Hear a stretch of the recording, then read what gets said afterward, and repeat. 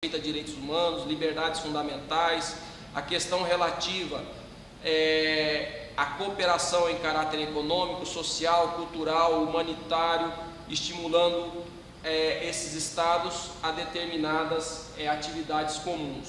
Então nós temos na Organização das Nações Unidas essa estrutura padrão: Assembleia Geral, Conselho de Segurança, Assembleia Econômico e Social, Conselho de Tutela, a Corte Internacional de Justiça e o Secretariado. Nós, como afirmamos, possui dois tipos de membros na Organização das Nações Unidas, que não faz muita diferença: os membros originários, que é aqueles que foram lá no início, 50 ou 51, dependendo do autor que você vier a ler, e os membros que são admitidos, ou seja, de 51 até 193. Nós temos aí todos esses outros membros que entraram por adesão. A maior discussão com relação à Organização das Nações Unidas, nós podemos colocar que compete à Assembleia Geral. A Assembleia Geral, então, ela é composta por todos os Estados-membros, hoje 193, e a representação se dá através dos seus delegados. Então, cada Estado manda a sua delegação, que representa o Estado mediante a reunião na Assembleia Geral. A Assembleia Geral tem uma reunião ordinária, que é uma vez por ano, e podendo ter várias reuniões extraordinárias. E funciona por meio de comissões. Na grande maioria não tem Assembleia Geral e as delegações continuam atuando nos outros 364 dias do ano, deliberando sobre assuntos de interesse dos Estados dentro da Organização das Nações Unidas. A Assembleia Geral ela tem algumas finalidades. As principais delas nós podemos colocar como ser de discutir e fazer recomendações sobre quaisquer assuntos que estejam previstos na Carta. Então compete à Assembleia Geral, quando o Estado estiver destoando daqueles objetivos, recomendar determinadas condutas aos Estados. Também discutir sobre desarmamento e regulamentação do armamento, os princípios gerais de cooperação na manutenção da paz e seguranças internacionais, a cooperação em diversos campos, como o econômico, social, cultural ou soluções pacíficas dos conflitos internacionais. Também tem a função de eleger os membros do Conselho de Segurança, porque 5 membros são permanentes e os outros são rotativos. Também escolher os membros do Conselho Econômico e Social e do Conselho de Tutela. E mais, para nós do direito, uma função que é importantíssima, que eu já coloquei para vocês em outras aulas, que é com relação à autorização de consulta à Corte Internacional de Justiça.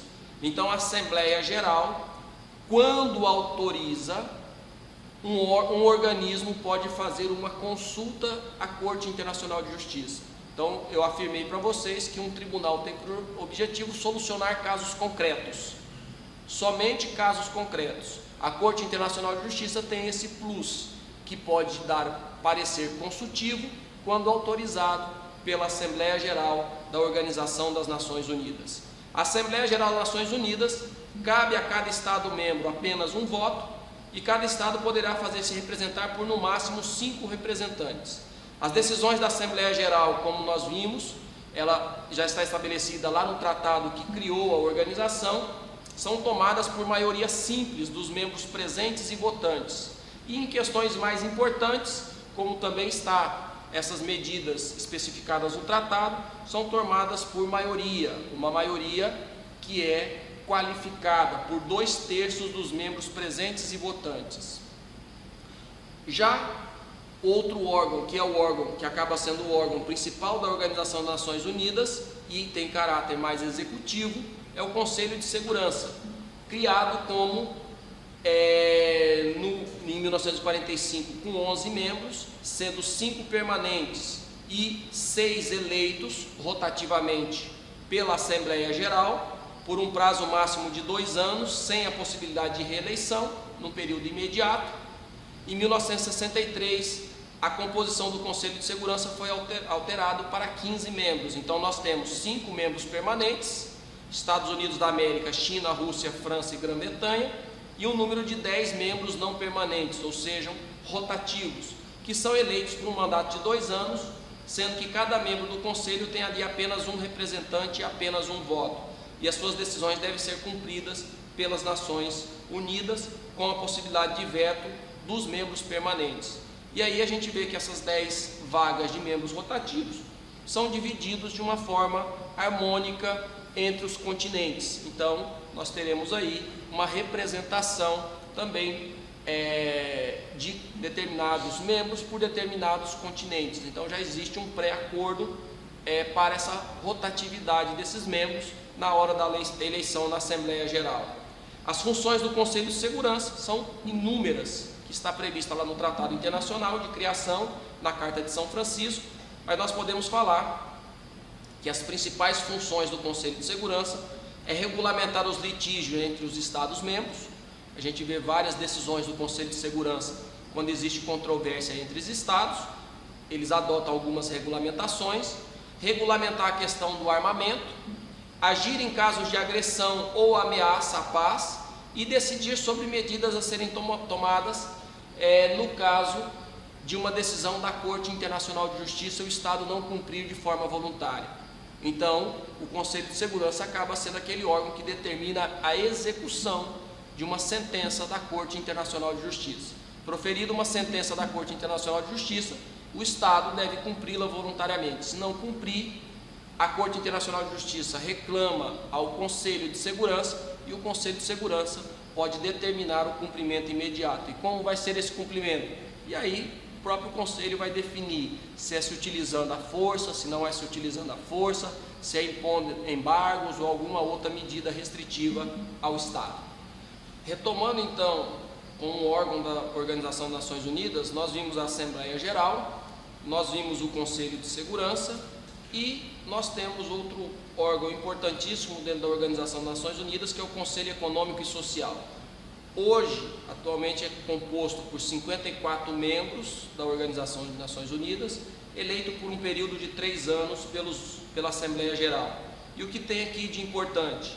Que é permitida a reeleição e a cada ano se renova 1/3 dos membros, ou seja, a cada ano se renova 1/3 desses 54. Então nós temos aí que a cada ano entra 1/3 diferente e se sai 1/3 desses 54 membros. E é possível a reeleição. E essa disposição dos 54 membros é feita também por continente, que tem representantes da África, Europa Ocidental, América Latina, Ásia, Oceanias, e cada um desses terá apenas um representante e as suas decisões são tomadas por maioria dos membros presentes e votantes. Ele prepara, esse Conselho Econômico e Social tem por função primordial um estudo, principalmente questões técnicas, né? Então ele prepara relatório e faz recomendações sobre assuntos econômicos e sociais e convoca as conferências. Então nós temos como exemplo, né, foi em 74 a grande conferência sobre meio ambiente em Estocolmo, depois 92 na Rio, 92, a Rio mais 20, nós temos aí que essas reuniões, né, essas grandes conferências é convocada então pelo Conselho Econômico e Social e que eles preparam, eles recomendam, né, já mandam minutas de projeto de convenção já pré-negociada dentro da Organização das Nações Unidas. E aí também nós vamos ver que essa Organização das Nações Unidas e as organizações especializadas promovem esse respeito à observação dos direitos do homem e das liberdades fundamentais. Além do Conselho de Segurança, do Conselho Econômico e Social e da Assembleia Geral, nós temos o Conselho de Tutela, e que ele tem uma importância significativa, conforme prevê o artigo 23 da Carta da ONU, e é dividido em 3 categorias os membros do Conselho de Tutela. Primeiro, para os que se encontrem à frente da administração de territórios tutelados. Segundo, os membros permanentes do Conselho de Segurança que não estiverem administrando territórios tutelados. E o terceiro, outros membros eleitos por um período de 3 anos na Assembleia Geral, em número suficiente para que todos os membros do Conselho de Tutela fiquem divididos em partes iguais entre os membros das Organização das Nações Unidas que administram e os que não administram o território. A finalidade básica do Conselho de Tutela é conduzir os povos e colocá-los no regime de independência política, baseado no princípio da autodeterminação. ela se concretiza mediante acordo entre as organizações das Nações Unidas e as potências administradoras. Fora esses órgãos, nós temos o secretariado, que é o órgão administrativo, o órgão que gere a organização no dia a dia e que administra a Organização das Nações Unidas, que nós já avisamos e vimos que a sua sede é em Nova York. O secretário-geral tem um mandato de 5 anos, ele é escolhido pela Assembleia Geral, mediante recomendação do Conselho de Segurança, e tem atribuição prevista no artigo 99 da Carta da Organização das Nações Unidas. O atual secretário eleito em 2016 é o chanceler português, Antônio Manuel de Oliveira Guterres, e que foi antecedido pelo sul-coreano e antes pelo africano. Então nós temos um secretário-geral que tem todos os talentos para auxiliar a atividade pelo critério mais amplo geográfico possível, e esse secretário-geral tem auxiliares ali para o dia a dia, para todos os assuntos que sejam necessários. Além, então, da Organização das Nações Unidas, nós vamos estudar outras organizações internacionais de cunho importante. Um órgão auxiliar da Organização das Nações Unidas é a Corte Internacional de Justiça, que é outro organismo internacional que é resultado de décadas de sedimentação de uma ideia, na qual buscava assegurar a solução de controvérsia entre os Estados. Constituída e criada em 1945, é o principal órgão jurisdicional da ONU. Tem a sua sede na cidade de Haia, na Holanda, e exerce a função de um tribunal mundial. Julga litígios de ordem jurídica que os Estados lhe submetem, fazendo a ressalva que o Estado deve reconhecer a sua competência de forma prévia ou, se não reconhecer de forma prévia, no momento da propositura da reclamação junto à Corte, e encontra à sua disposição certas instituições ou órgãos internacionais para responder a consultas, que é aquele caráter consultivo, possuindo competência ampla, podendo apreciar qualquer tipo de demanda. A Corte tem funcionamento por 15 juízes eleitos, e a eleição é feita a partir de uma lista de candidatos, apresentando pelos grupos nacionais de árbitros, principalmente da Corte Permanente de Arbitragem, de Haia. Não são representantes dos estados do qual eles são nacionais, mas o juiz é um magistrado independente e imparcial que entrará em exercício e vai prestar solenemente o compromisso de exercer as suas funções com esta imparcialidade. Pela razão do fato de um juiz não ser nacional do estado, a causa não lhe constitui impedimento quando tem que julgar uma causa que seja do estado do qual ele é nacional. Ao contrário, sendo parte, não tem um juiz da sua nacionalidade na corte, tem a possibilidade da nomeação do chamado juiz ad hoc. O juiz deve ser escolhido entre pessoas que gozem da mais considerada moral e que reúna condições requeridas para o exercício nos seus respectivos países, das formas mais amplas nas funções judiciárias possíveis, que sejam eles de jurisconsultos de notória competência, de direito internacional. O que é importante destacar é que não existe suplentes, ou seja, na ausência de um ou mais de um, vai ser julgado com o número de juízes que estiverem presentes em cada caso. O artigo 33 da Carta das Nações Unidas enumera os métodos de solução pacífica das controvérsias internacionais e que nós vamos estudar em uma aula específica, então por isso eu não vou detalhá-los aqui, mas simplesmente nominá-los. Nós vamos ter uma aula específica sobre soluções adequadas desses conflitos previstos no artigo 33 da Carta da ONU. Nós vamos ver como, por exemplo, a negociação, inquérito, mediação, conciliação, arbitragem, recursos a outras medidas que possam ser utilizadas.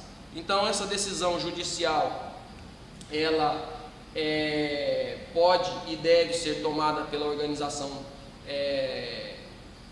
da Corte Internacional de Justiça, e se for possível pode buscá-la através de uma mediação ou, se os estados aceitarem, mediante a arbitragem.